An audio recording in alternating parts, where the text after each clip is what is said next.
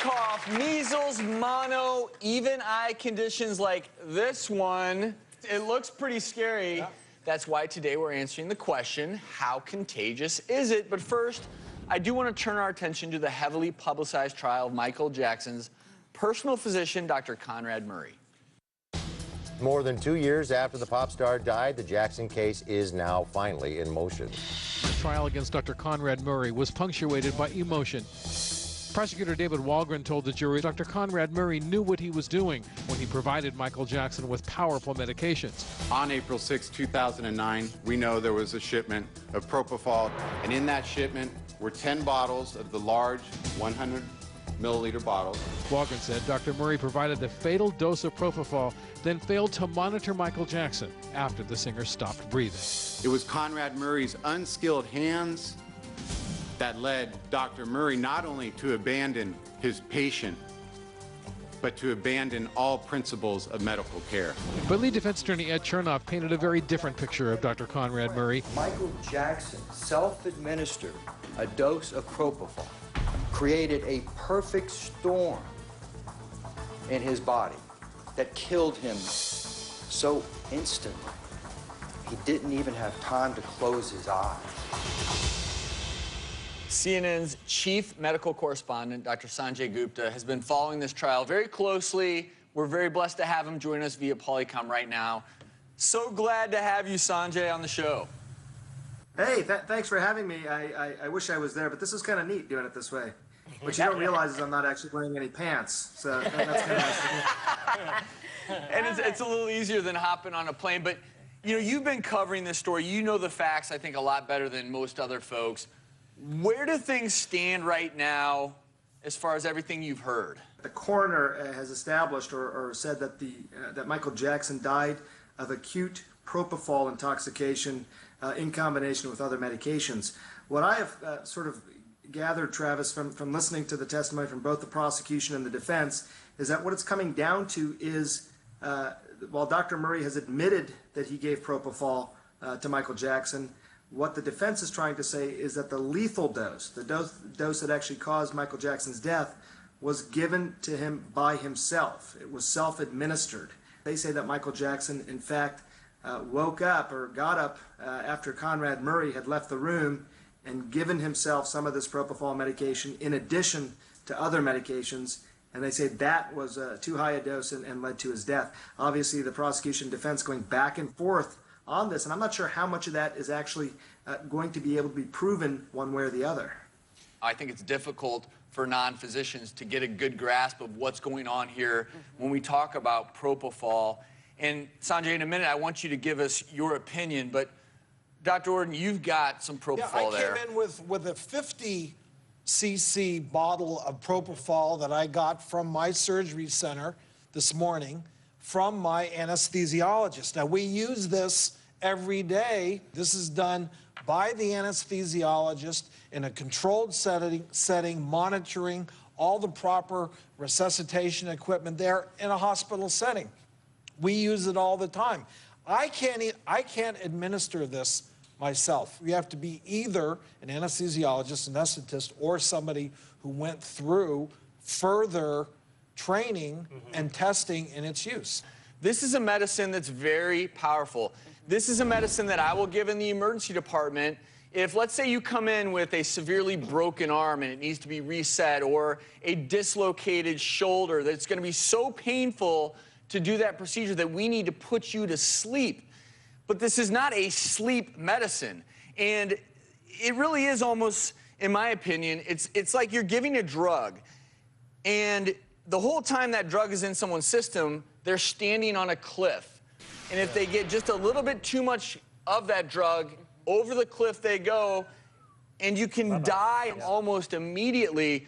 So, Sanjay, you've been hearing this case play out, and obviously lay people are going to form their own opinions, but as physicians, we're all a little astounded that propofol was being given in the first place. Yeah, I mean, I remember, Travis, like you, probably like everybody, back in 2009 when I first heard about this, I didn't believe it. I remember I got a call from our news gathering desk saying this is what they think happened, and I said, this just sounds so bizarre. The idea of giving propofol outside a hospital or outside a clinic of some sort just seemed really just something I'd never heard of. I mean, you have to have monitoring equipment. You have to have also resuscitation equipment.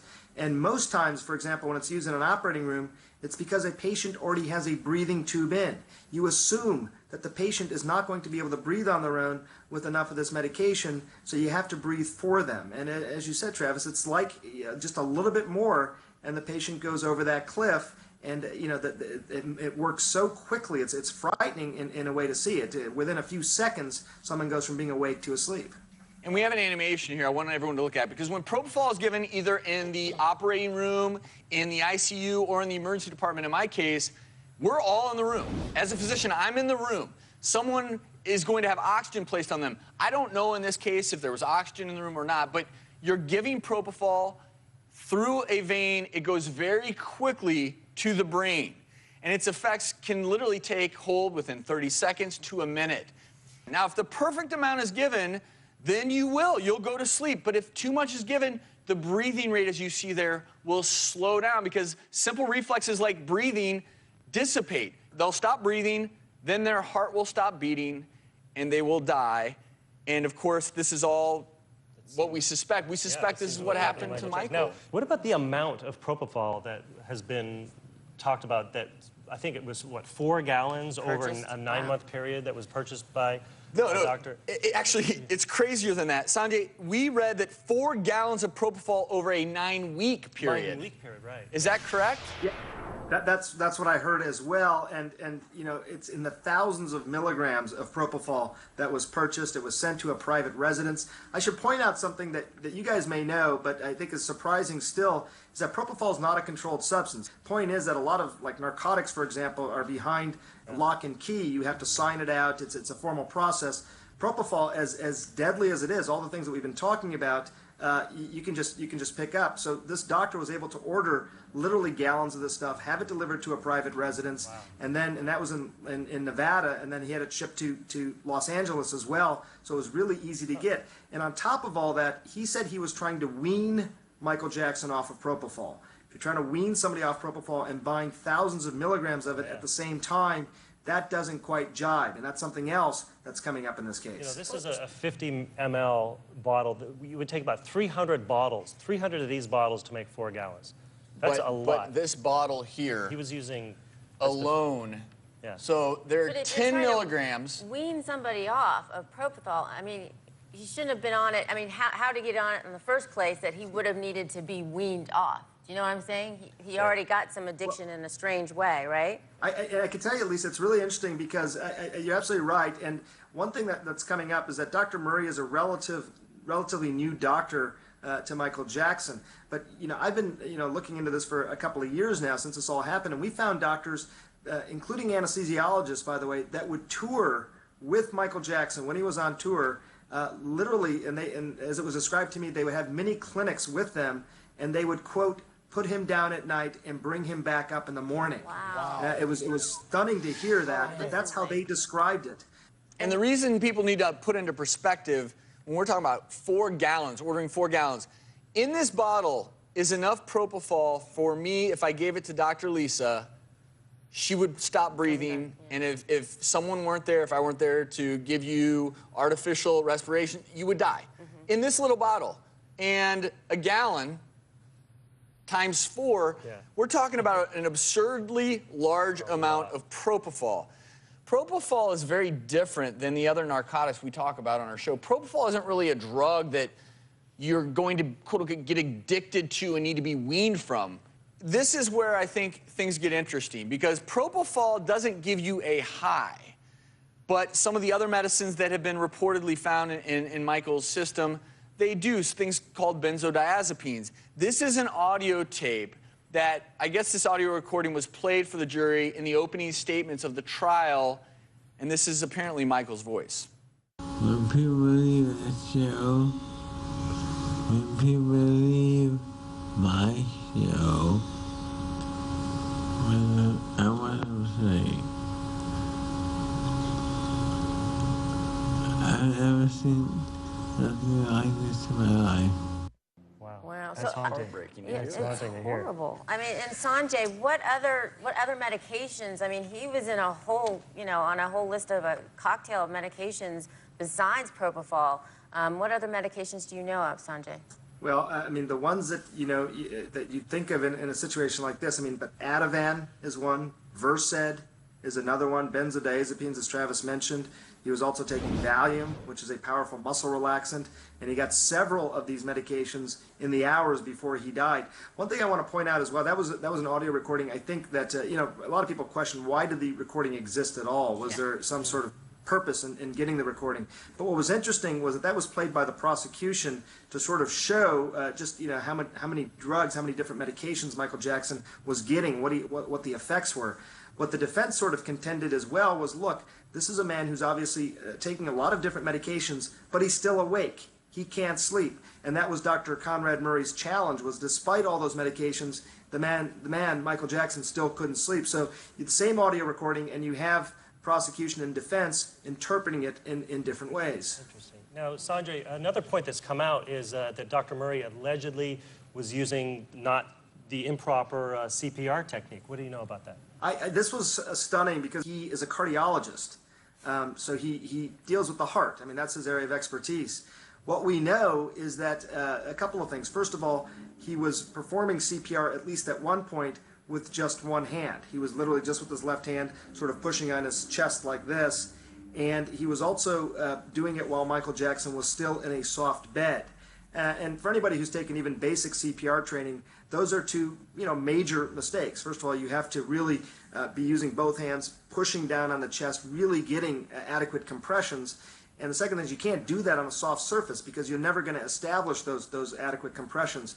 What the defense is arguing, just to that point, is they're saying, of course, Dr. Murray knows how to do CPR, but he realized when he came back into the room that Michael Jackson was no longer alive. So he realized that anything he did was just a futile attempt. So he was going through the motions, but not expecting it to have any impact. And this is something else that I had read from the treating emergency department physician, was that Dr. Murray asked EMS and everyone to go above and beyond and to continue resuscitative measures even though it seemed futile.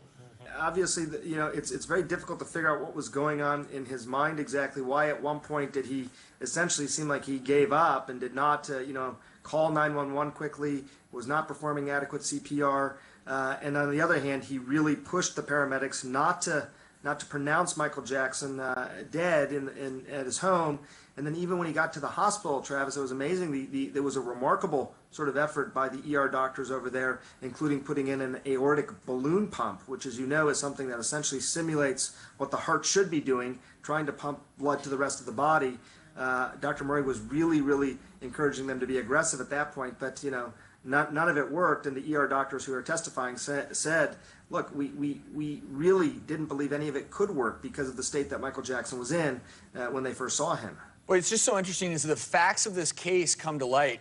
The medicine side of this is confounding and shocking. None of this makes sense to me. My impression is that this doctor, he was being paid a large amount of money. $150,000 a month. A month. That's what, over $1.5 million a year. And he was over his head. He was trying to do things that he just didn't have the training to do. Sanjay, any final thoughts? Well, one of the things that comes up a lot, and people have been asking about, is the relationship between doctors and celebrity patients. And one of the things you'll hear in this testimony is how much was Michael Jackson sort of influencing Dr. Murray's decisions, pushing him to do certain things. I think as doctors, we always say that we treat all patients the same, no matter their status, no matter how much money they're paying or paid or any of that sort of stuff. But you do wonder, over the years, Michael Jackson seemed to have had a whole list of doctors who gave him these types of medications. And what is interesting, and this is where being someone well known can actually adversely impact your health care. I mean, he was getting probably terrible health care as a result. But propofol, as an example, as you said, Travis, that's not a medication for sleep. In fact, it doesn't. It puts you into your brain essentially into a state where it's under general anesthesia. That is not the same as sleep. It is not restorative. You don't wake up from that feeling refreshed, and that's probably part of the reason why he was tired all the time. He thought he was getting sleep, but he wasn't. He used to call for this by name. He said, "I want my milk tonight," because it looks like that milk substance that Dr. Orton was holding up, but it wasn't doing what he hoped it would be doing for him, ever. Well, in the end, it certainly is a tragic scenario, regardless of what all the facts are. Sanjay, thanks so much for joining us today and giving us your thoughts. We hope to see you on the show again soon. Thanks for having me. I appreciate it. Anytime. I don't spend a lot of time watching all the theatrics on television, but I can tell you I am just floored by some of the facts of this case. And you know, I think the lesson here is, if you can afford it, don't pay $150,000 a month for a personal physician, because you could influence their behavior. Yeah. You know, if you're paying someone that much money and you say, "Give me my..." They're not going to say no. Right. In an idealistic world, none of those doctors should have, no matter how much money he said he would give them, should have done something that was going to eventually be harmful to him. And it gets more bizarre every day. Yeah, it does. Well, coming up, it's the deadliest outbreak in recent history, what you need to know. Stay with us.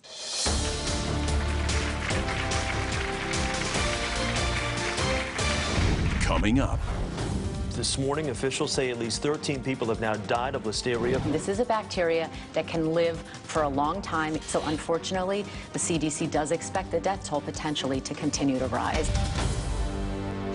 And later, you'll get this severe bloodshot appearance. And there have been some people who've come into the emergency department terrified because it can look really scary.